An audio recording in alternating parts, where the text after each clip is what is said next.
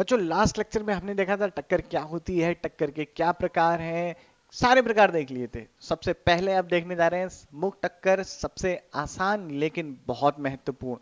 तो सम्मुख टक्कर को बच्चों इंग्लिश में कहते हैं हेड ऑन कोलिजन। आपने देख ली भी लिया होगा, पढ़ भी लिया होगा, लेकिन आप इसको कैसे समझें आइए देखते हैं। मान लेते हैं बच्चों अपने पास दो बॉल हैं, दो गेंदे हैं। गेंदे तो एक का द्रव्यमान ma है और ये यू ए वेग से चल रही है। दूसरी गेंद जो है बच्चों, ये आपका इसका द्रव्यमान एम बी है और ये यू बी वेग से चल रही है।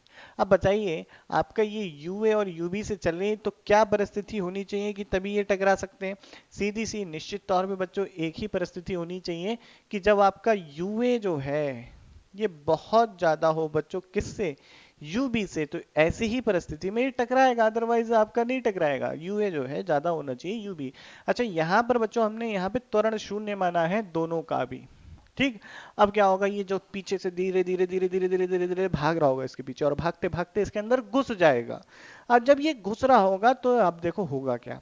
जैसे ये यहाँ पे पहुंचा, ये बॉल यहाँ पहुंची बच्चों, क्या होगा ध्यान से समझना। भाई ये तो ऐसे चल रही है ना, ऐसे, और ये भी आपकी ऐसे चल रही है भाई, इसी दिशा में इसी तरीके से। अब ये यूए जो है यूबी में घुसने की कोशिश करने लगेगा। होगा क्या, मान लो जैसे कि मेरी ये हाथ है, ये इसके अंदर घुसने की कोशिश कर रहा है, देखो मेरे हाथ के अंदर की आकृति परिवर्तित हो गई।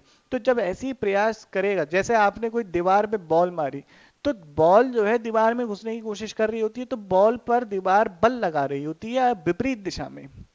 ऐसे ही यहां पे हो रहा होगा। तो क्या होगा, बॉल की शेप चेंज हो रही होगी। चित्र में भी देख सकते हो आप लोग, बॉल की क्या हो रही होगी बच्चों, शेप चेंज हो रही होगी, एकदम कंप्रेस होती जा रही होगी। तो यहां पर भी इसकी शेप चेंज होगी। जिसने समय के लिए वस्तु की आकृति में परिवर्तन हो रहा होता है बच्चों, उस समय को हम कहते हैं विरूपण काल। आप पढ़ भी सकते हैं। तो जितने समय के लिए आपका विरूपण काल हो रहा है, तो इस समय जो भी बल आ रहे हैं ना, वो गेंदों की आकृति में परिवर्तन कर रहे हैं। तो हम ऐसे बल को कहते हैं डिफॉर्मिंग फोर्स। हो क्या रहा होगा कि भाई ये जो है आपकी बॉल ए है, इसका भी शेप कुछ चेंज हो रही होगी। बॉल बी है, इसकी भी कुछ शेप चेंज हो रही होगी। ये एक दूसरे में चिपक गए होंगे। जब इसकी शेप चेंज हो रही होगी तो बॉल बी ने जो बॉल ए पे बल लगाया बच्चों, यहां पे देखिएगा, जो बॉल बी ने बॉल ए पे बल लगाया, इसके कारणवश बॉल ए की चाल तो कम हो रही होगी। अब और साथ ही साथ बॉल ए ने जो बॉल बी पे बल लगाया, F A B, force on A due to B, कैसा फोर्स है, डिफॉर्मिंग फोर्स है, विरूपण बल कहेंगे।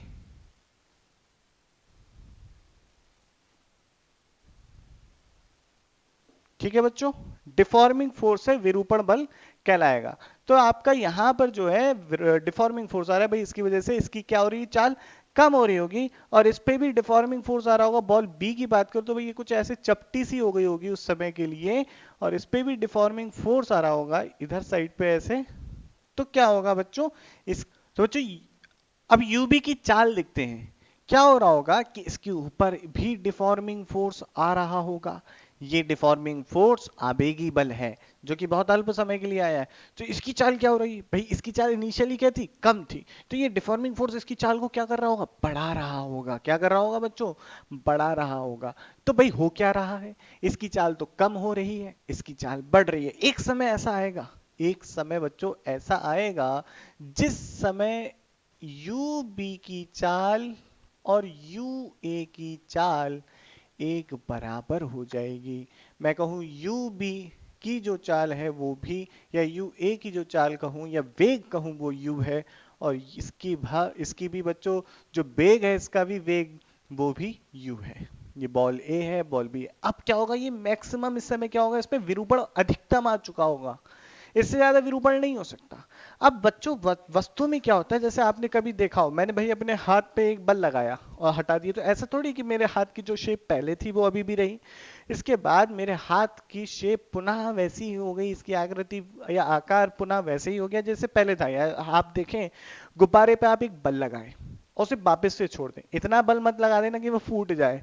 आपने बल लगाया, उसे छोड़ दिया, वापस अपनी पुनः अवस्था को प्राप्त कर लेगा। एक पदार्थ के अंदर ये गुण है, तो ये गुण आपका कहलाता है प्रत्यास्था का गुण। तो प्रत्यास्था के गुण के कारण पदार्थ ऐसा करता है, तो यहां पर भी इन दोनों की भी प्रत्यास्था का गुण होगा, जिसके कारणवश ये अपनी आकृति को पुनः प्राप्त करने का प्रयास करेंगे। तो उस परिस्थिति में यहां पर प्रत्यास्था के कारण इनमें एक बल आएगा। भाई अपनी अवस्था को प्राप्त कैसे करेंगे?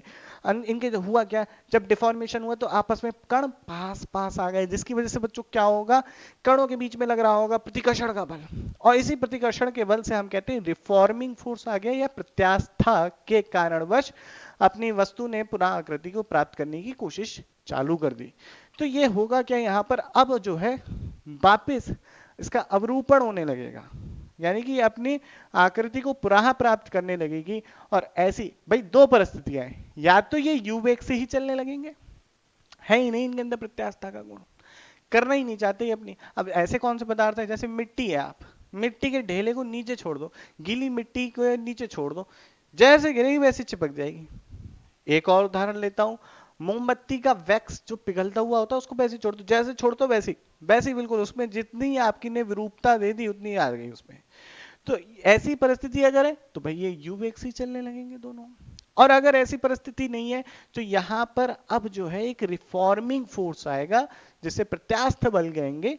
ये प्रत्यास्थ बल भी आवेगी नेचर में होगा, यानी कि आपका आवेगी प्रकृति का होगा, इंपल्सिव नेचर का होगा बच्चों।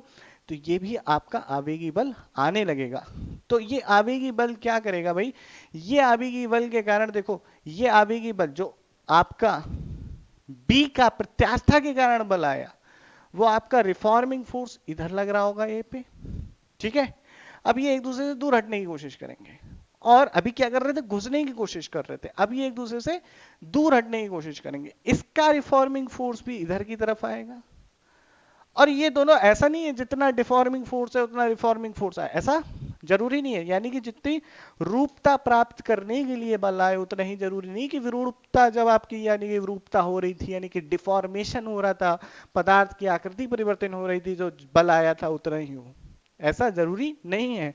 प्रत्यास्थ पिंड, जितने भी आपके प्रत्यास्थ पिंड है बच्चों उन्हीं के लिए है, यानी कि इलास्टिक बॉडीज के लिए वैलिड होता है। तो अब रिफॉर्मिंग फोर्स आने लगेगा, और ये मान लेते हैं कि ये कुछ वी ए वेग से और ये वी बी वेग से चलने लगेंगे। ये होता है संघट्ट। अब देखते हैं इसका मैथमेटिकल एनालिसिस, ठीक है। तो अभी इसको आप एक बार नोट कर लीजिए, फिर मैथमेटिकल एनालिसिस की बात करते हैं। तो बच्चों जैसा कि अभी हमने डिस्कशन किया था, वही बातें मैं फिर से दोबारा थोड़ा सा दोहरा दे रहा हूं, ताकि आप लोगों को ये बात पूरा दिमाग में सेट हो जाए। भाई दो गेंदे अपने पास Ma, और दोनों का द्रव्यमान, एक का Ma है दूसरे का द्रव्यमान Mb है, एक का वेग u है दूसरे का ub है, ub से ज्यादा है तभी जाके वो पीछे से आपको धक्का दे पाएगी, आपको नहीं, इस गेंद बी को दे पाएगी, ठीक है। तो अब ये जाके एक दूसरे से टकराती हैं, टकराने के बाद इनका विरूपण चालू होता है। जिस समय अंतराल तक इनका विरूपण होता है वो क्या आपका कहलाता है, विरूपण काल कहलाता है। और जब इसके बाद इनके अंदर रिफॉर्मिंग फोर्स आते हैं रिफॉर्म करने के लिए, जिसे हम कहते हैं जितने समय के लिए रिफॉर्म कर रहे होते हैं, अपनी आकृति को पुनः प्राप्त करने के प्रयास में होते हैं और प्राप्त कर लेते हैं, तो उस समय अंतराल को हम कहते हैं प्रत्यावस्था काल आपका, ठीक है।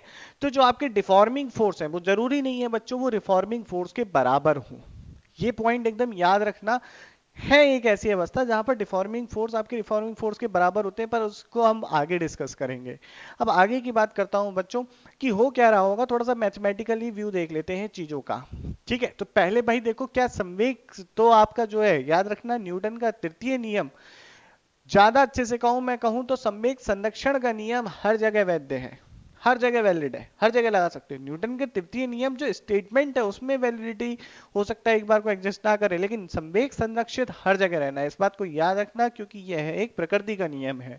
आगे की बात करते हैं बच्चों। देखो सबसे पहले अगर मैं देखूं कि जब आपकी बॉडी एक दूसरे के टकराई नहीं है उस समय संवेग निकाय का कितना है, तो मैं इसे पी इनिशियल कह दे रहा हूं। पी इनिशियल बराबर होगा M A U A vector plus M B U B vector, ये होगा आपका। इसके बाद अब क्या हो गया, यहां से लेके यहां तक, यहां से लेके यहां तक आपका बच्चों कौन सा काल आ गया, माफ कीजिएगा विरूपण काल आ गया। विरूपण काल आ रहा है, यानी कि बॉडी एक दूसरे में घुस रहे हैं। जैसे इसने स्पर्श किया ना, जैसे स्पर्श किया कौन सी बॉडी ने, एम ए वाली द्रव्यमान की वस्तु ने एम बी वाले द्रव्यमान की वस्तु को स्पर्श किया, उसके बाद विरूपण काल चालू हो गया। डिफॉर्मिंग और अधिकतम विरूपण होता है जब तक कि इन दोनों का वेग बराबर न हो जाए। जैसा कि मैंने आपको बताया था कि इस काल में क्या होता है, यू ए का वेग तो घट रहा होता है और यू बी का वेग बढ़ रहा होता है। फिर एक बार क्या होता है, दोनों का वेग समान हो जाता है। तो उस समय की स्थिति में, जब तक मैं बात कर रहा हूं विरूपण काल की समाप्ति होने जा रही है, तो उस समय तक आपके कौन से फोर्स आए, डिफॉर्मिंग फोर्स आए हैं। विरूपण काल तक आपके कौन से फोर्स आए, डिफॉर्मिंग फोर्स, डिफॉर्मिंग फोर्स आए हैं बच्चों। तो इस स्थिति पर इसका भी वेग u है, इसका भी वेग u है। इसका द्रव्यमान ma है, इसका द्रव्यमान mb है।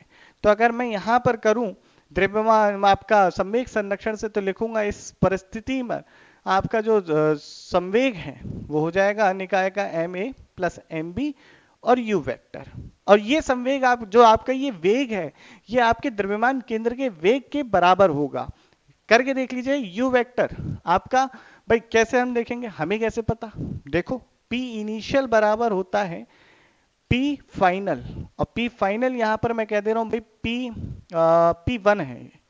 तो भाई M A plus M B U, U vector is equal to आपका क्या हो जाएगा, P इनिशियल की वैल्यू बच्चों यहां से उठा के रख दो आप, M A U A vector M B U B vector बटे M A plus M B.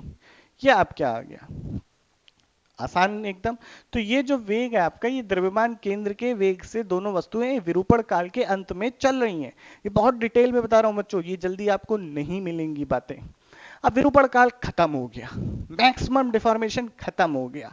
अब चालू हो गई वस्तु अपनी आकृति को प्रारंभ करना चालू कर दी, अपनी प्रारंभिक आकृति को चाहना चाहती है, पाना चाहती है। तो कैसे करती है ये, कि भाई इसके अंदर जो आपके मॉलिक्यूल्स हैं वो एक दूसरे पे फोर्स लगाते हैं, तो अब आने लगे रिफॉर्मिंग फोर्स। और यहां से आपका चालू हो गया प्रत्यावस्थन काल। और ये तब तक चलेगा जब तक बॉडी एक दूसरे से अलग नहीं हो जाती। जैसे अलग हो जाएंगी वैसे अपनी शेप को पा चुकी होंगी, सीधी सी बात है। तो उस परिस्थिति में मैं कहता हूं कि भाई रिफॉर्मिंग फोर्स आए, यहां से लेके आपका जैसी टच करने के बाद, ये जैसी टच करके जस्ट अलग हो रहे हैं, तो यहाँ पे आपके रिफॉर्मिंग फोर्स आ रहे हैं। ठीक है, तो ये आपका कौन सा काल कहलाता है, प्रत्यावस्थन काल, जैसा कि मैं आपको बता भी चुका हूं। तो अब बाद में मान लेते हैं भाई इसका वेग va हो गया, इसका वेग vb हो गया। तो हम यहां से क्या लिखेंगे भाई, हम लिखेंगे p final is equal to M A V A M V V B. और ये बराबर आपका हो जाता है बच्चों, ध्यान से देखिएगा, ये तो भाई इसका इस काल की शुरुआत में जो आपका संवेग था वो ये था, ये वाला। और इस काल के अंत में जो संवेग है वो ये है। तो ये संवेग बराबर होना चाहिए m u, यहां पर u कॉमन ले लें तो M A plus M B गुणा यू के। और P फाइनल देखो, ध्यान से देखो किसके बराबर आ गया भाई, ये किसके बराबर है, P इनिशियल के बराबर P इनिशियल। यानी कि संघट्ट के दौरान बच्चों, संघट्ट के दौरान बच्चों ध्यान से ध्यान रखना, संवेग संरक्षित है। ऊर्जा संरक्षित कौन सी, यांत्रिक ऊर्जा संरक्षित रहेगी या नहीं रहेगी हमें नहीं पता। ठीक, इतने बात समझ में आई। ये बात हमने करी थी सम्मुख टक्कर की। अब जो आपका ये बल है ना, डिफॉर्मिंग फोर्स, इस डिफॉर्मिंग फोर्स से बॉडी ए के संवेग में कुछ परिवर्तन आया होगा। और संवेग में परिवर्तन को हम बच्चों क्या बोलते हैं, आवेग बोलते हैं। संवेग में परिवर्तन को पढ़ाया है, आवेग बोलते हैं। तो यहां पर जो आवेग आया वो कौन सा आवेग आया, आपका डिफॉर्मिंग इंपल्स आया होगा। इसको इंग्लिश में बोलते हैं इंपल्स ऑफ डिफॉर्मेशन। तो आपके विरूपण काल में कौन सा आता है, इंपल्स ऑफ डिफॉर्मेशन। ठीक है बेटा। अब इसके बाद यहां पर एक इंपल्स आया हो, जब अधिकतम विरूपण हो गया, विरूपण समाप्त हो गया, उसके बाद क्या होने लगता है, प्रत्यावस्थन काल शुरू हो जाता है। उस स्थिति में आपका इसका फिर बॉडी ए का कुछ संवेग में परिवर्तन, बॉडी ए का, निकाय की बात नहीं कर रहा हूं मैं, केवल बॉडी ए की बात कर रहा हूं। तो बॉडी ए के संवेग में परिवर्तन होना चालू होगा। वो संवेग में परिवर्तन जो हुआ वो आवेग होगा, और उस आवेग को हम कहते हैं इंपल्स ऑफ रिफॉर्मेशन।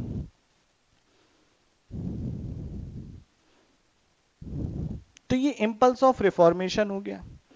तो बच्चों इम्पल्स ऑफ डिफॉर्मेशन और इम्पल्स ऑफ रिफॉर्मेशन का जो अनुपात है, ठीक है, इसको हिंदी में बोलते हैं प्रत्यावस्थन आवेग, और इसको बोलते हैं इम्पल्स ऑफ डिफॉर्मेशन को हिंदी में विरूपण आवेग। ठीक है, तो इन दोनों का अनुपात एक चीज है जिसे बोलते हैं प्रत्यास्थान गुणांक, इंग्लिश में बोलते हैं कोफिशिएंट ऑफ रेस्टिट्यूशन। तो बच्चों coefficient of restitution next lecture में जानेंगे और फिर देखेंगे कि कैसे गतिज ऊर्जा संरक्षित रहने पर ई की क्या क्या मान आते हैं। तो आज के लेक्चर में बच्चों इतना ही रखते हैं, बाकी बातचीत नेक्स्ट लेक्चर में बहुत डिटेल में करने वाले हैं। जय हिंद।